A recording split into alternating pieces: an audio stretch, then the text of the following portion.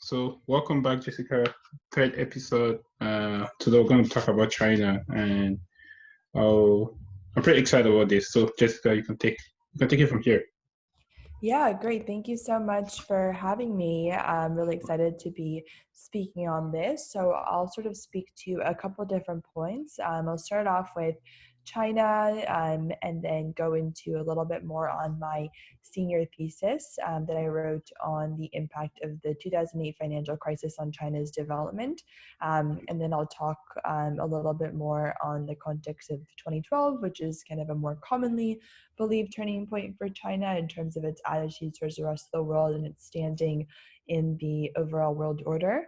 And then also talk a little bit more on a couple other interesting aspects of China, like the real estate market and AI and the startup scene there. So firstly, a little bit more on China's economy. So obviously it's technically labeled as a communist country, but it's a really interesting kind of combination of two ends of the spectrum, I would say. I think most countries, obviously the US, we label it as capitalist, but of course there are certain non-capitalist elements to it, and same with pretty much every other economy. But I think China, the business side of the economy is very much kind of a pure capitalist economy, but then the kind of government side is very communist and very kind of controlling, although they are very much pro-economic growth and pro-business in whatever means they can have to achieve that. And so I think it's a really kind of interesting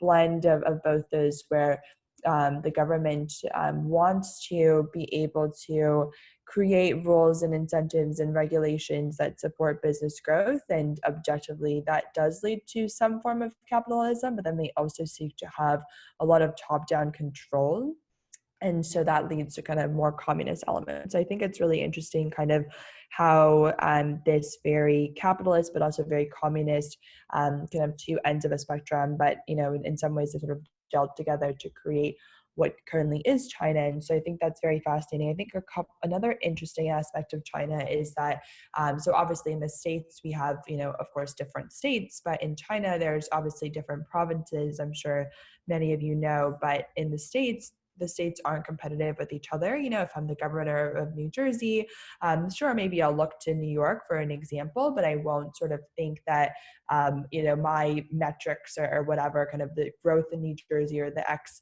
KPI, if you will, in New Jersey is going to land me any favors when compared to the relative metrics or the analogous metrics of New York or a different state. And so states aren't really competitive with each other in the US, but in China, actually, the provincial governors kind of operate almost as separate countries. Obviously, they're all part of China, but it's a super competitive dynamic to be able to win favor with the overall kind of political party, so the overall rulers, if you will, or governors or leaders of China. And so provinces actually are incentivized to bargain with foreign entities separately, and they undercut each other in the process. So people often think that it's, China is this one big country kind of working in unison because you have this super tight grip from the Xi Jinping or, his people, and they want what's best for themselves. And so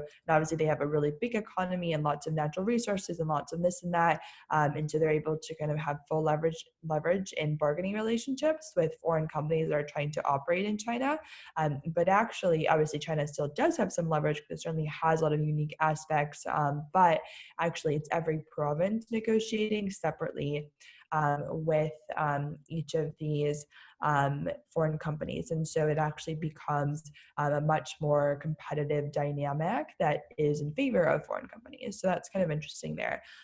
So the second thing I'll talk about is the impact of the 2008 financial crisis and kind of why that differs from the narrative of 2012. So I think the common narrative that's out there, obviously everybody kind of knows that President Xi Jinping is the current president of China.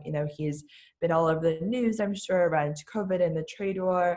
And basically the common narrative, both in and outside of China, and especially outside of China, is that he is he's very kind of Maoist in many ways, and he wants to have a tight control over the Chinese economy. And so that's why you had, the troubles of the trade war and other kind of general sentiments in China of China wanting to kind of spurn international relations and be rely on themselves. And so people always thought, China was in a more collaborative mindset with, joining the World Trade Organization and seemingly, obviously going all the way back to Nixon and the opening of China. But, ever since then, really kind of moving, albeit gradually, but still moving towards the ultimate goal of being very integrated and very much like a US in many ways. And they think that 2012 is a turning point because, this President Xi came on board and sort of reversed all of that. But actually kind of what my thesis research shows and what I argue there is basically that it's actually the 2008 financial crisis that started this. Obviously, 2012 has had an impact, but it's really 2008 that drove China to consider turning more inward, more so than sort of any other kind of individual leader could. Because I think, obviously President Xi is by law the president of China, but he can only do so much at the end of the day to truly change the hearts and minds of people. It's obviously hearts and minds are really up to the individuals themselves. And so I think what's really interesting is that 2008 kind of hit people more towards the core in China. And so specifically what I mean by that is obviously 2008, as we know, is the global financial crisis. But as we all probably know as well, that it was centered around the US and the West more broadly. And so China is, of course, in the East. And so it wasn't, nearly, as impactful or negatively impactful on China. But the main way in which China was hit was through export relationships, because all of the countries like the US and other parts of North America and Europe that China was initially exporting to for a while. And, those exports were certainly contributing a substantial amount to their overall GDP and their economic growth and the wealth that was being created, in the country. That, kind of all went away for the most part because, of course, the US was hard hit by the financial crisis, as was the rest of the West. And so I think this was a major realization that China had that, wow, we've been, after WTO, after the opening of China, before that, et cetera, we've been on this trend of, opening ourselves up to the world, which we thought was good. But actually kind of the way in which we've approached it of, opening ourselves through exports and kind of through these trading relationships with other countries has actually been harmful, or, it's been fine for so long, but when things are truly bad, it's actually quite harmful. And so we need to find other ways to grow our GDP, specifically reliant on ourselves and reliant on consumption and investment growth in the Chinese population. And I think a secondary effect as well was that China realized, I think for a while, China had just copied the US in many ways, whether it was, technology or business models or government structures. Obviously the US is a democracy and capitalist society. And so China was trying to move more in that direction as well, because they really looked up to the US. But I think that 2008 really shattered this perfect image that many Chinese people had of the US. And, it showed people in China that the US was indeed fallible, as was, basically any other country in the West that also sort of was a similar model in being democratic and in being capitalist to China. And so I think that was a turning point where China was like, wait, maybe these examples aren't necessarily so aspirational as we once thought, and maybe we should turn more inward on ourselves, and maybe we are kind of the best, or we could be the best, and what do these other countries know? And so I think there was some sentiment like that, and I think the data, as my thesis shows, really points to that actually being the turning point versus 2012. Obviously, much has happened since, and as a result of 2012, but 2008 was kind of a deeper shift, because as you can imagine, somebody telling you to do X, Y, and Z can be impactful, but what is more impactful is if you truly internalize a concept through personal experience. And that's what happened to all businesses, all individuals, really from the ground up versus top down in China as a result of 2008. And as you all know, kind of these grassroots movements that are super in sync and super comprehensive is much more effective than kind of any one individual at the top, putting down particular sentiments or regulations. So that's kind of the interesting aspect of 2008 and 2012. So on the real estate market, I think what's really interesting there is, so as many people probably know, the Chinese real estate market is incredibly over levered. I haven't done an analysis on it like relative to every other country in the world, but I would, venture to say, and I'm sure people have done this, so there's probably stats out there that it is one of the most levered ones in the world. And I think there's a couple of factors that contribute to that. So I think first of all, so obviously China has laxed its one child policy over the past few years, but of course it was, definitely something that was very real for quite a while. And even now, technically it is not a law.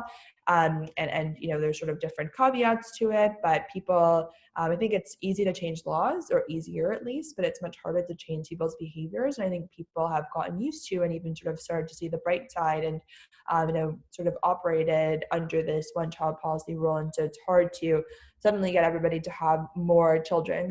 Children are great, but they're also very costly and, kind of change the family dynamic. And so for a long time, in any case, regardless of what happens in the future, there's of course a lag from what's happened in the past, pre the past few years. And so what's happened there is obviously the one child policy has led to little emperor syndrome, or some phrase like that, basically a really spoiled child because they're the only child, and their parents and both sets of grandparents are very attentive to them, since they're usually the only child, obviously, for the parents, and one of the only grandchildren for the grandparents. And as a result, when this emperor child, spoiled child, grows up and buys a home, it's actually not just him and his partner, or her and her partner buying the home, but rather it's 7 people. So it's the child, his or her parents, as well as both sets of grandparents. And so it's really interesting kind of how that plays into inflating prices. And you can totally see,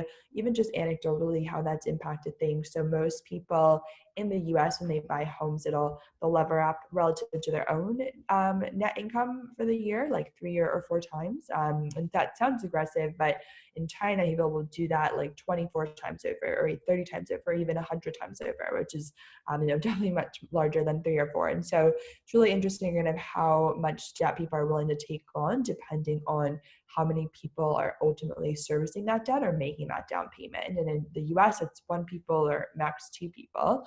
And in China, it's 7. So it makes a lot of difference. And then the second aspect of this is that, obviously in the US, we operate more or less under, a free market society. So if we see some kind of, or if we think at least that we see some kind of asset bubble creeping up, then we, have the opportunity to sort of say, okay, well, as we've seen in history in 2008 and 2001 and dot-com crash, et cetera, as we've seen in all these instances, what goes, way too high above the intrinsic value of the asset must come down by market forces. But in China, there's this overwhelming belief, and perhaps university professors or PhDs in economics might think differently, but the general public has this sort of implicit social contract with the government, where they sort of just put their faith in the government and let the government do whatever they want, as long as the government provides basic necessities for people. And that of course includes housing and income, and not being bankrupt at the very least. And so people kind of have this expectation of the government and this trust as a result, it's sort of transactional trust in the government. And as a result, people obviously see the home prices rising, but they don't actually believe that there will be a pop, because they just think that no matter what, obviously at certain levels it could be manageable for the government to swoop in, but they just believe